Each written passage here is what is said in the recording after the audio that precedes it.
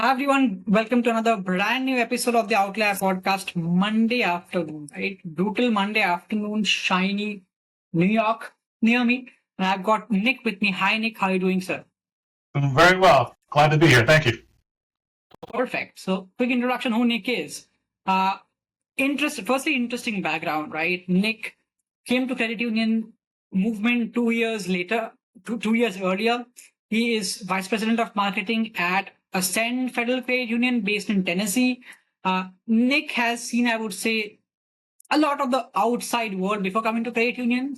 Very similar to me. So he's worked in a bunch of agencies, working with larger brands across the country. Now with Ascend for the last almost close to 2 years, Nick, if I'm not wrong. Close there. 14 months to 2 years in that neighborhood. Yeah. Close. Uh, so Nick, let's start this podcast with one question or with one direction. So Nick, let's hear about your journey, right? What has been your journey so far, and what has led you to become a VP of a large credit union? So I was just talking with a young woman last week who was looking to start her career in marketing. And, my advice, right, is always to be able to take a look at different things that come your way. And, I think my path here probably wouldn't be the one that anyone would necessarily lay out and choose. And I even went back to my time in college. And, I was an advertising major, but I wanted to make sure I took some business classes. And then the business professors would look at me and say, we do things more business oriented here. And it's not as, all fun and games as you got over in that advertising college. Then I would be able to get let in. And then I would go to the art school and be like, hey, I would like to take some classes in art school. And they would look at the advertising. Well, we're not so business focused as the advertising areas, right? So it was always a way to be able to get well-rounded, right? And, even when you talk about those outside perspectives, even in college, I would skateboard to the basketball court and then be sitting there changing my skateboard shoes to my basketball shoes, and people questioning me, right? So I was always getting questioned of like, you shouldn't be here, and then it's just about performing and being able to, right, show your worth. And so I think then that's even then how I came into the professional world. I want to go. I'm supposed to be creative. I need to go do this creative thing. It's a job that wasn't necessarily the right thing for me to do. I was getting over into the business side, getting into the strategy side, and being able to do those different things in terms of like, okay, this is what feels right. And then hard to say, like I have over 20 years, but I do have gray in my beard and my hair, so officially I'm able to prove that. And my background has been in retail or restaurants up until 14 months ago. But really, if you take a look at marketing, the really what all of the principles of how you do marketing, the 4Ps, all that still exists. It's just in a different form when it comes to the financial services category. So by no means am I a expert in the financial area. It's funny now, my father-in-law looks to me for financial advice. I am not at that level just yet. But again, that path that we always take, it always might be different. But I think everything that you do along the way, right, prepares you for what you're able to do. And I think right now I'm, again, a little bit of the outsider here in the organization, but it provides me the opportunity to question things in an appropriate way. Have we tried things this way? Have we tried things that way? Being able to have my seat at the table to ensure, right, that we're leading on, because what's most important is our members.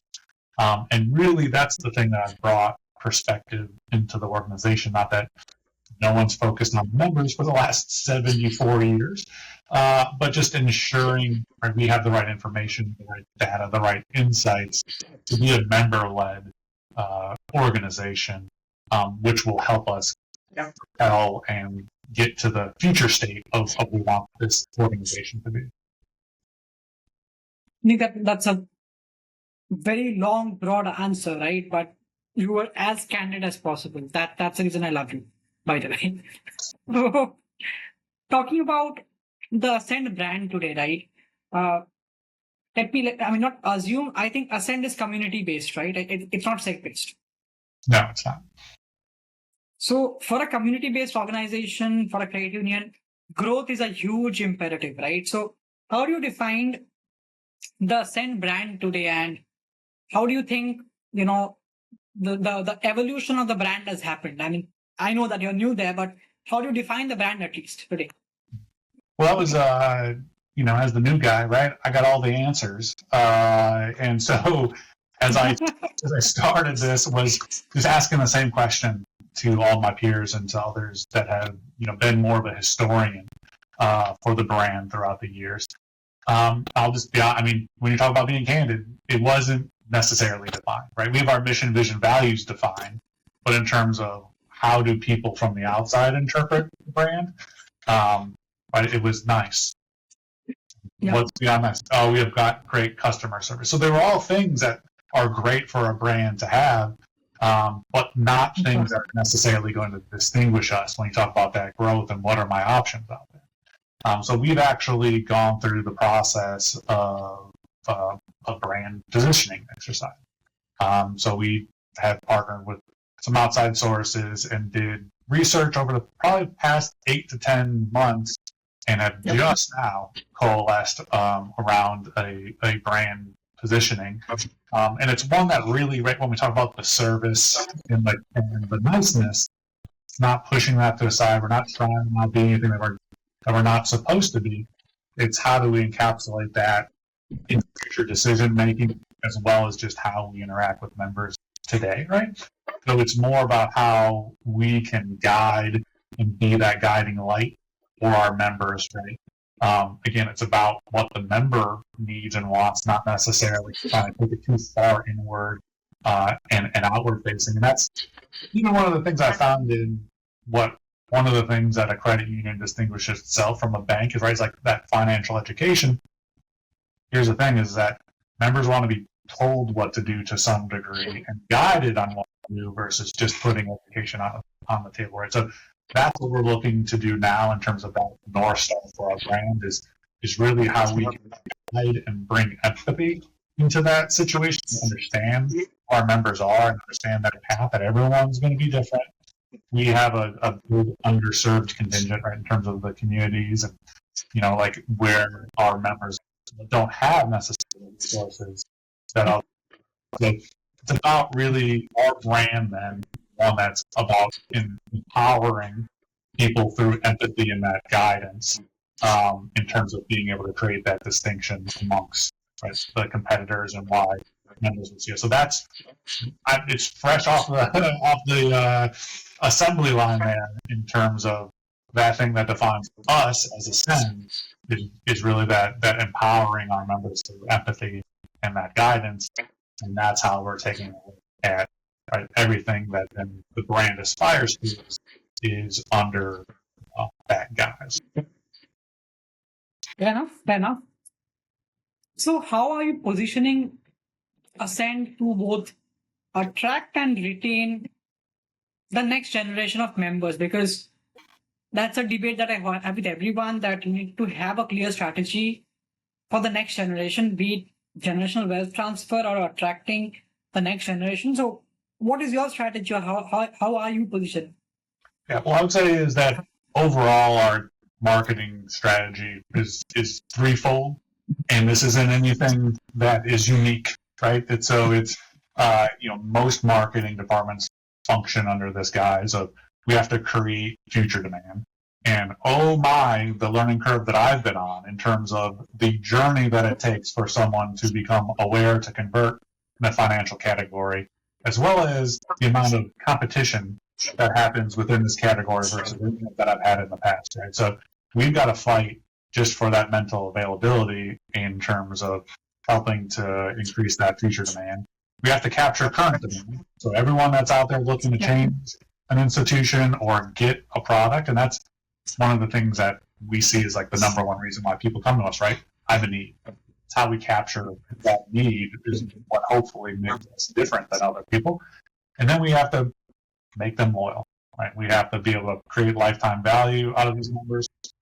And so those are really the three ways that marketing functions within our organization. And then we talk about that future member. We do a youth promotion every year in April around Youth Month. And so this year, it's a very simple. If you get a savings account with us, last year it was you get $50. This year it was $100. We then changed that. It turned into the single highest month we've ever had in terms of new membership.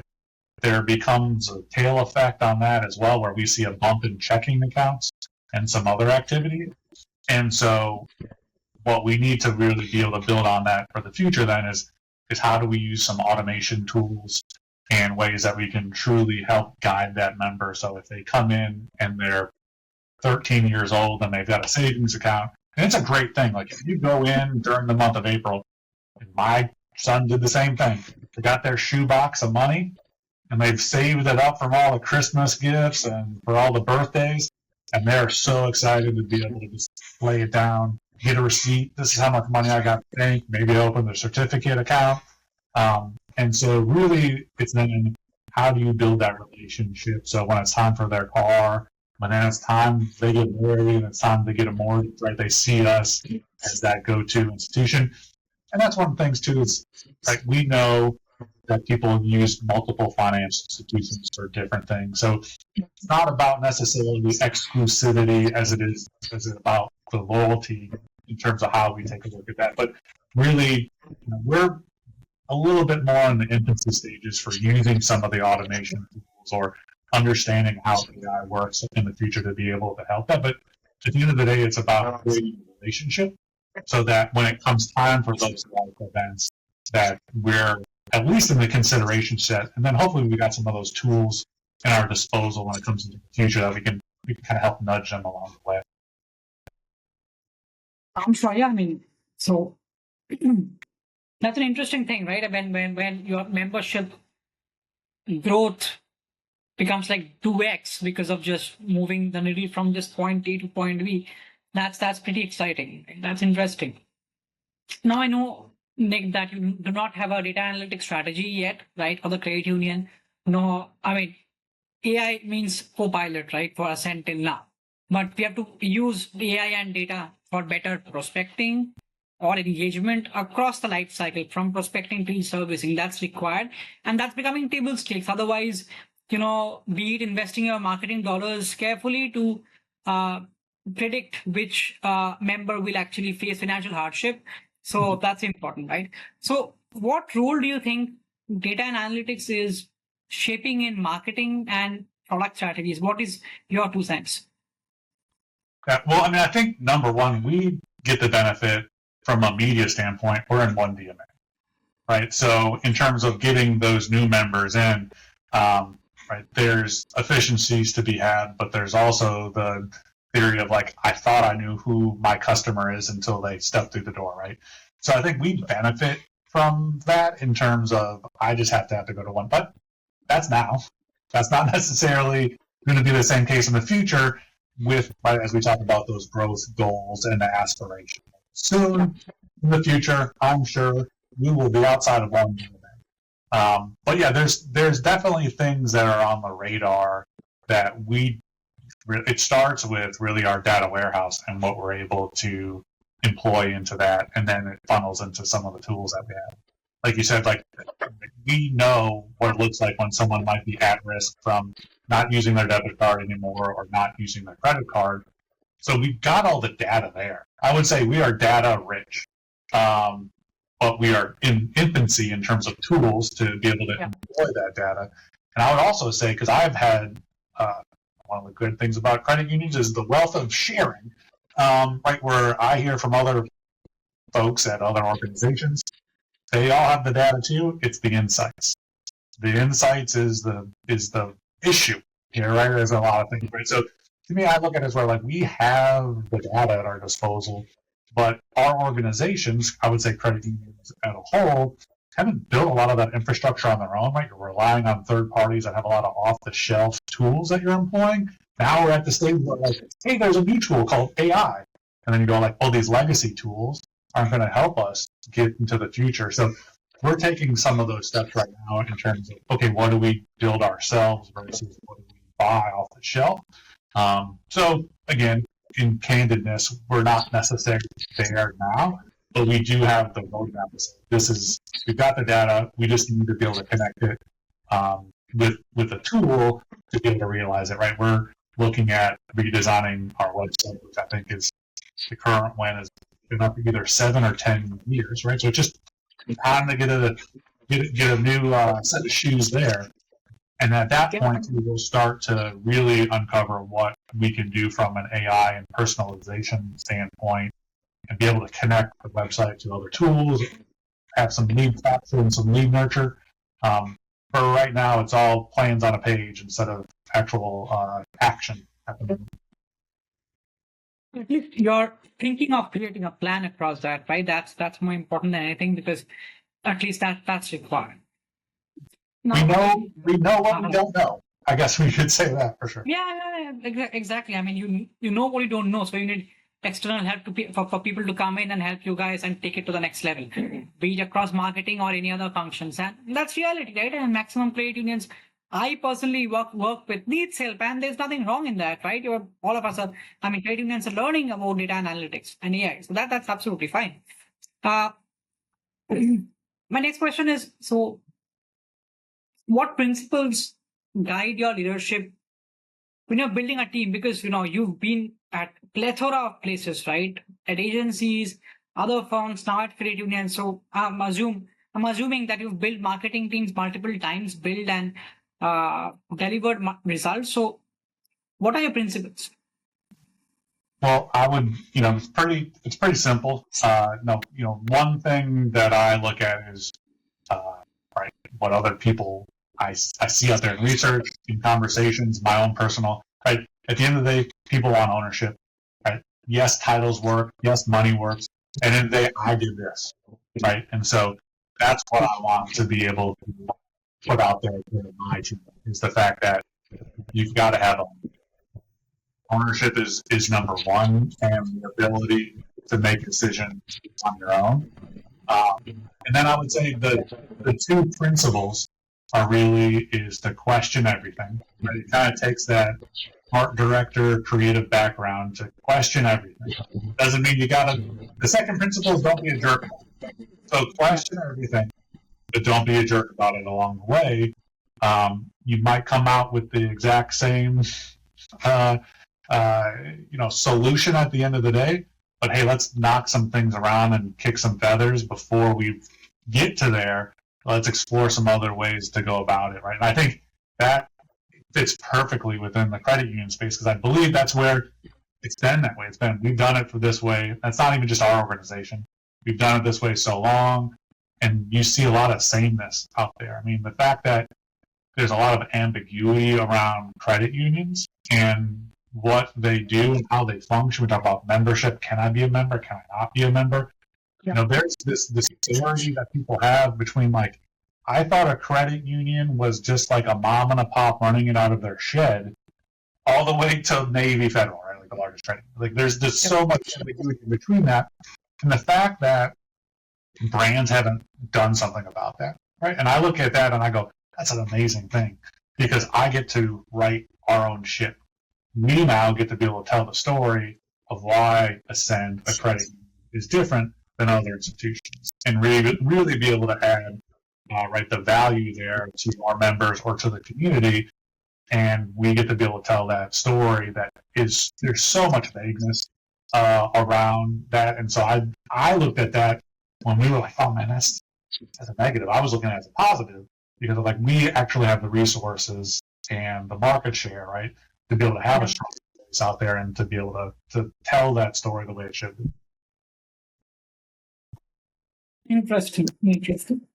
One last parting question in the interest of time is, Nick, so looking like maybe a few years down the line, maybe 2 or 3 years, what do you think will success look like for the marketing organization in Ascend? So what do you think is success for the organization, for your org? Well, I've got the CEO and the CFO over on this side, right? and they're going to say, right, like it's footprint growth, it's asset growth, right? So that's over there on that side. Then I come over here and I got the marketing guy on my side, and I just talk to you about like our position, right? And the fact that like we want to grow into this empathy-led guidance of a brand. To me, it's that we're fully realized across the organization and all living up towards that, right? All of our functions, all the verticals have that as the North Star, and we're just tweaking and adjusting as we go to realize this, and that the members and the potential members come along for that, right? Like that vagueness and with the credit unions, our distinction amongst them and all the other brands in the category, that this over here, all the work that's been done with all the verticals aspiring to this brand, that it leaks into the community and to our members and prospective members, that we are this distinct brand amongst all of the other brands that exist out there. I think this was a very well-rounded discussion. So it's always refreshing, to talk to someone who's outside of the creative ecosystem and come right now. And leading marketing is always refreshing. And again, thank you, sir. I appreciate this time that you spent with us today. Really, thank you. Well, I appreciate the conversation as well. And if you ever need a dissenting opinion, just let me know. Phone call away.